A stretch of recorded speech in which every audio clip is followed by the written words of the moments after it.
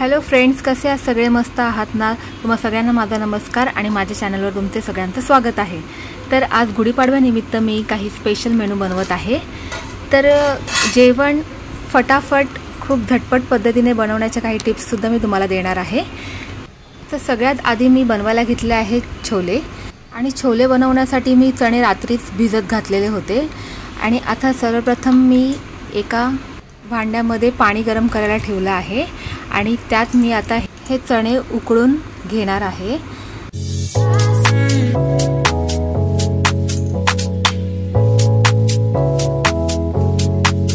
चणे उकळून घेताना मी त्यामध्ये टाकणार आहे थोडंसं हिंग, थोडीशी हळद आणि थोडंसं चिमूटभर मीठ। मीठ थोडंसंच टाकायचं आहे कारण की नंतर परत आपण ह्यात मीठ घालणार आहोत।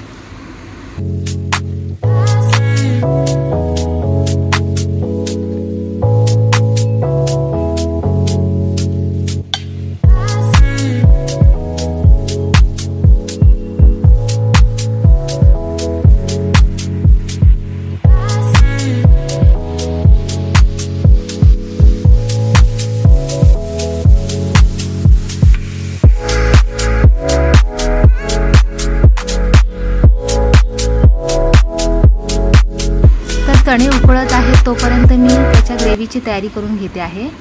तर मी घेतले आहेत 2 कांदे, टोमॅटो, ते मी बारीक थोडेसे मीडियम बारीक चिरून घेणार आहे। थोड्याशा लसणीच्या पाकळ्या आणि एक छोटासा आल्याचा तुकडा, ह्या सगळ्यांचं मिश्रण मी करून घेत आहे।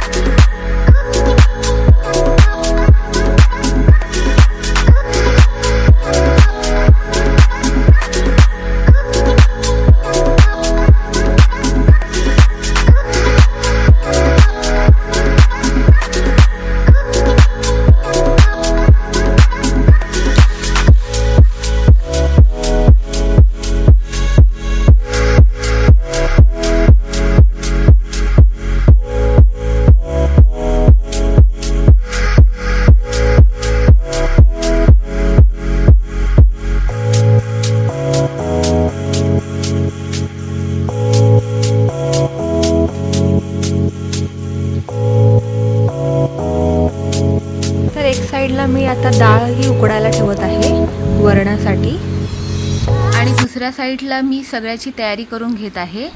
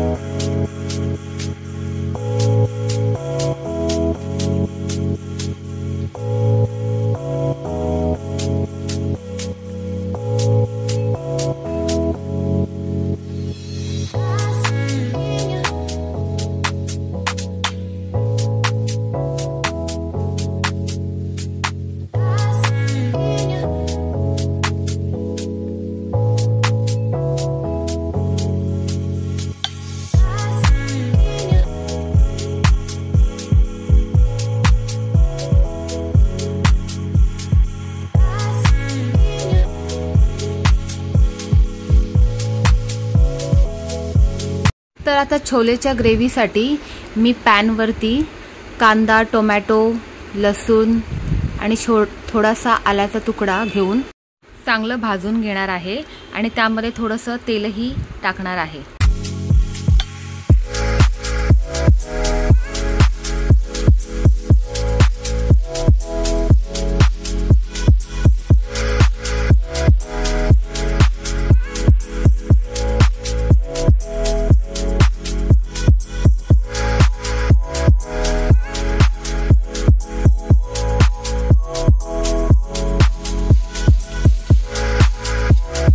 तर डाळ माझी मस्त उकडून झालेली आहे आणि आता मी नुकताच कुकरला राईस लावलेला आहे।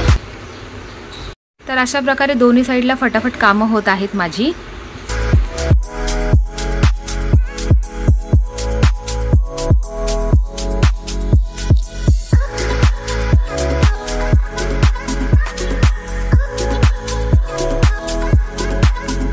ग्रेव्हीसाठी मी जे कांदा टोमॅटो भाजून घेतला होता तो थंड करून घेतलाय आणि तो आता मिक्सरमधून मी ग्राइंड करून घेणार आहे। ग्राइंड करून झाल्यानंतर मी छोलेसाठी फोडणी देणार आहे। तर त्यासाठी मी एक भांडं ठेवलेलं आहे गॅसवरती, त्यामध्ये थोडंसं तेल घालून ते गरम करून घेतलं आणि मग त्यामध्ये थोडासा जिरा तडतडवला आणि त्यानंतर 1-2 लसणीच्या पाकळ्या, कढीपत्ता आणि थोडंसं हिंग घालून फोडणी दिलेली आहे।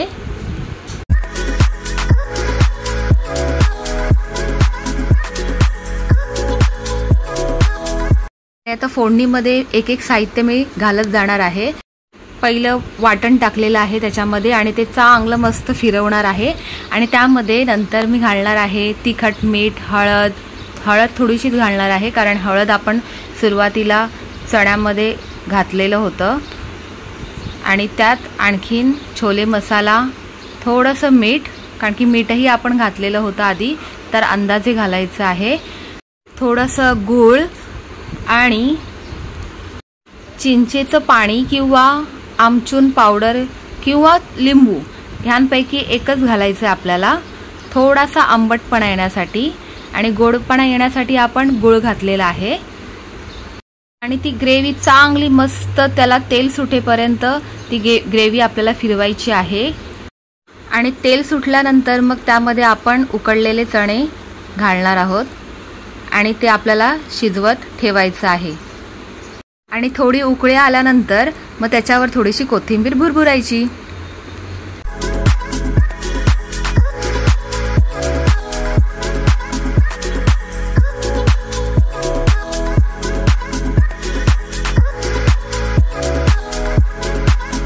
आता माझा भात शिजून झालेला आहे कुकरमध्ये आणि आता मी तयारी करत आहे वरणाची। आता वरणाच्या वाटणाची तयारी करायची।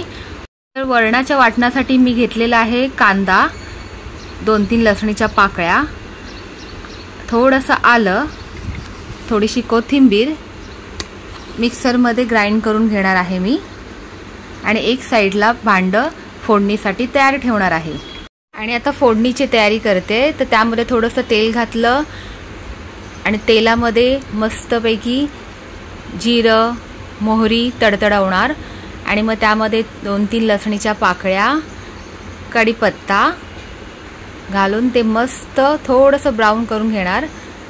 आता मी त्यामध्ये थोडासा टोमॅटोसुद्धा घातलेला आहे आणि तो चांगला फिरवणार आणि मग त्यामध्ये वरणाची डाळ उकडलेली जी आहे ती मी त्यामध्ये घालणार। आता हे एक साईडला मी करून घेतलं आहे आणि दुसऱ्या साईडला मी वरणाचं वाटण तयार करते आहे।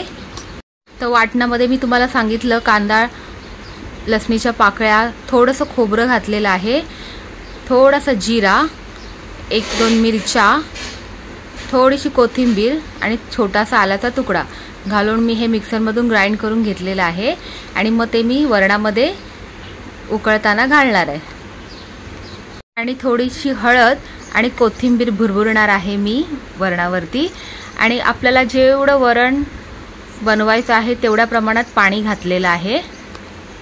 वरण तर आता माझं बनलेलं आहे, त्याला उकळी आल्यानंतर मी तो गॅस बंद करणार। एक साईडला माझे छोले सुद्धा बनलेले आहेत। तर आता माझे 3 आयटम्स बनलेले आहेत। राईस, छोले आणि वरण.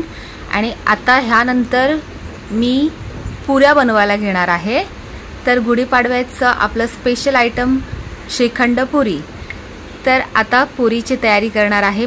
आता एक साईडला पुरीचं पीठ मळायला घेणार आहे. तर त्यासाठी गव्हाचं पीठ घेतलेलं आहे. एका भांड्यामध्ये थोडंसं मीठ टाकलेलं आहे आणि मस्त त्याचा डो बनवून घेणार.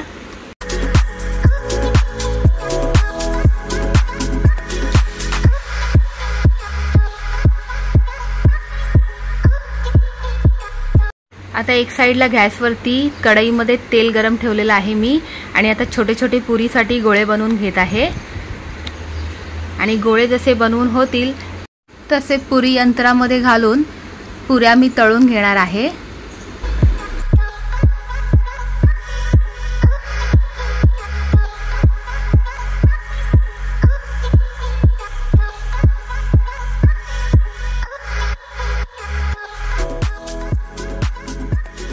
तर पुऱ्या तळून झाल्यानंतर मग मी त्याच्यातून थोडेसे पापड तळून काढणार आहे. आणि त्यानंतर मी नैवेद्याचं ताट तयार करणार आहे. नैवेद्याचं ताट खूप छान प्रकारे सजवणार आहे. तर नैवेद्याच्या ताटाचा फोटो काढायचा नसतो, त्यामुळे मी नैवेद्याच्या ताटाचा फोटो नाही काढू शकत आहे. तर कसं झटपट माझं जेवण बनलेलं आहे. तर तुम्हाला हा माझा व्हिडिओ कसा वाटला पाहायला हे नक्की मला कमेंट करून कळवा. आणि माझ्या व्हिडिओला लाईक करा, शेअर करा. आणि चॅनलवरती नवीन असाल तर माझा चॅनल सबस्क्राईब करा. आणि व्हिडिओचे अपडेट्स मिळण्यासाठी बेल आयकॉनचं बटन ऑन करायला विसरू नका. असेच माझे व्हिडिओ पाहत राहा. व्हिडिओ पूर्ण पाहिल्याबद्दल खूप खूप धन्यवाद. लवकरच भेटूया माझ्या नेक्स्ट ब्लॉगमध्ये. आतासाठी बाय बाय.